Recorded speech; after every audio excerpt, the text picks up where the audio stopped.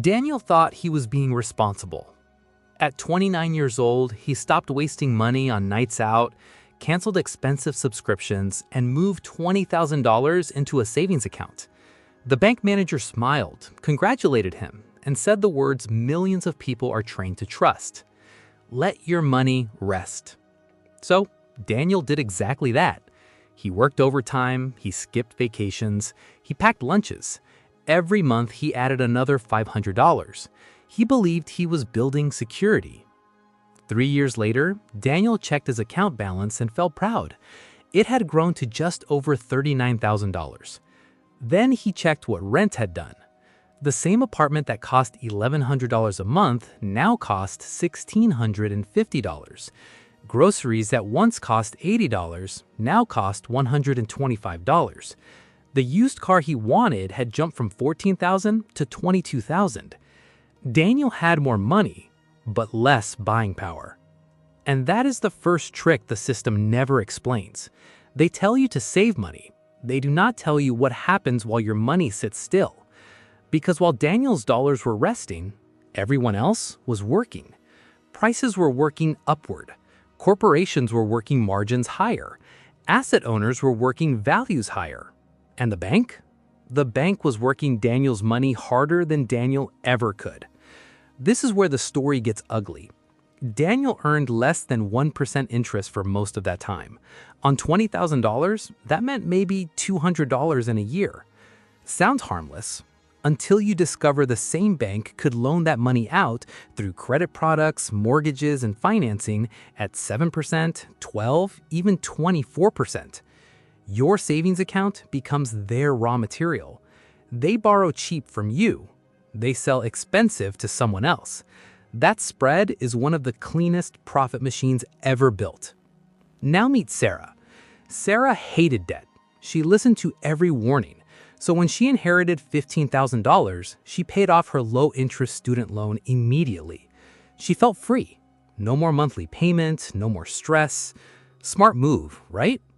Except her loan rate was 3.2%. At the same time, broad market investments were averaging far more over long periods. Even conservative dividend assets were producing stronger returns than her debt cost. So Sarah used $15,000 to kill a low-cost liability, while sacrificing years of compounding growth. The system loves when people confuse emotional relief with mathematical advantage, because nobody teaches opportunity costs in school. Nobody explains that where money goes matters more than how moral the decision feels. And while Daniel parked cash and Sarah erased cheap debt, wealthy people were doing something completely different. They were buying assets, rental properties, dividend stocks, businesses, index funds, machines that generate cash while they sleep. The average person is told money should be stored. The wealthy know money should be deployed. That difference changes entire bloodlines. Now let's expose the invisible layers. If Daniel leaves $30,000 in savings earning 1%, he makes $300 in a year before tax. If inflation runs 4%, he effectively loses purchasing power. That means he earned money and still got poorer. Legal, common, celebrated. If that same $30,000 compounds at 8% annually, the math changes violently. Year 1, $2,400 growth. Year 2, growth on the growth. Year 10, the curve starts bending upward. Year 20, the gap becomes life-changing. Same money, different location, different future. But here's why most people never move. Fear is profitable. Confusion is profitable. Delay is profitable. If you keep money idle, institutions control the flow.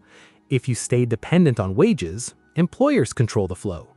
If you finance everything, lenders control the flow. The game is not about stealing your money in one dramatic moment. It's about draining your future slowly enough that you call it normal. And then comes the final layer, almost nobody sees.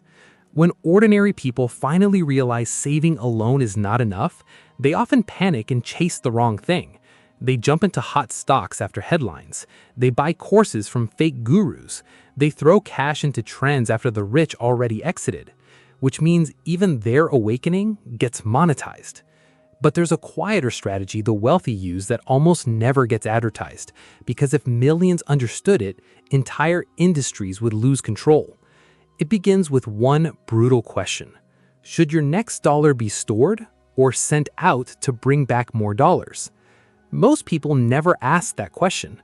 They just repeat what they were taught. Save first, work longer, hope later. But hope is not a strategy, and for millions, later never arrives. Here's what the quiet winners do instead. They divide every dollar into jobs. Some dollars are for survival. Rent, food, utilities, emergency buffer. Those dollars need safety, not heroics. But once that layer's covered, the next dollar should not sit there doing nothing. They should be recruited. Because an idle dollar is a worker sitting in a chair while inflation clocks in every morning. Take Daniel again. After bills, he had $700 left each month. For years, he let all $700 pile into savings. Safe, predictable, familiar. But if he had capped $300 for cash reserves and $400 monthly into broad, productive assets, the outcome changes fast. $400 a month invested over 20 years at 8% average growth does not equal $96,000. That is what most people think, because they count deposits. The wealthy count compounding. That same stream can grow into well over $230,000, depending on timing and returns. Same salary, same city, same man. Different system. Now look at what traps people instead. Trap 1. Lifestyle inflation. You get a raise, your landlord takes part of it. Your car payment takes another part. Restaurants, upgrades, subscriptions, status purchases swallow the rest. Your income rises, your ownership doesn't. Trap 2. False safety. People say, I don't invest because it's risky. Then keep all wealth in cash while prices rise every year. That is risk too. It's just slower, quieter risk, so it feels comfortable. Trap 3. Performance addiction. They ignore boring investing for years, then suddenly chase whatever doubled last month. Crypto at the peak, stocks after hype, real estate after a frenzy. They buy excitement retail and sell fear wholesale. Again, profitable for someone else. Now meet Imran. Imran earned less than Daniel. Nothing special, no giant inheritance, no lucky break. At 24, he automated $150 each paycheck into low-cost diversified investments. He increased it whenever income rose. He ignored headlines. He kept the cash emergency fund. He avoided toxic debt. At 34, people called him lucky. Lucky? He simply turned time into an employee. That is the part the system cannot sell you easily, because discipline is low profit for them. A person who buys quality assets, avoids bad debt, and holds long-term is harder to monetize. They trade less, borrow less, panic less, pay fewer fees, need fewer rescues. So attention gets pushed elsewhere. You're shown luxury lifestyles, urgent market drama, and miracle shortcuts.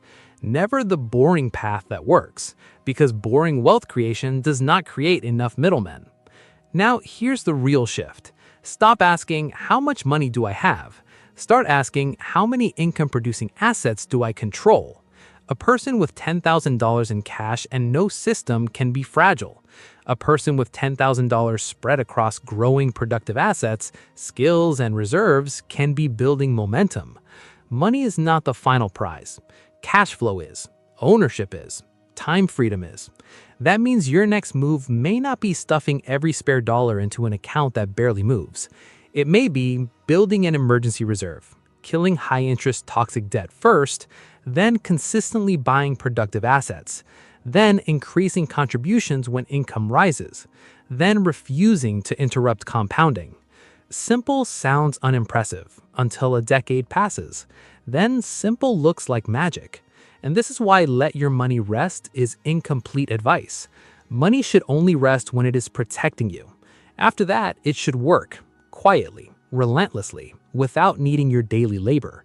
Because every year you delay, the cost is not just lost dollars, it's lost compounding, lost options, lost leverage, lost freedom.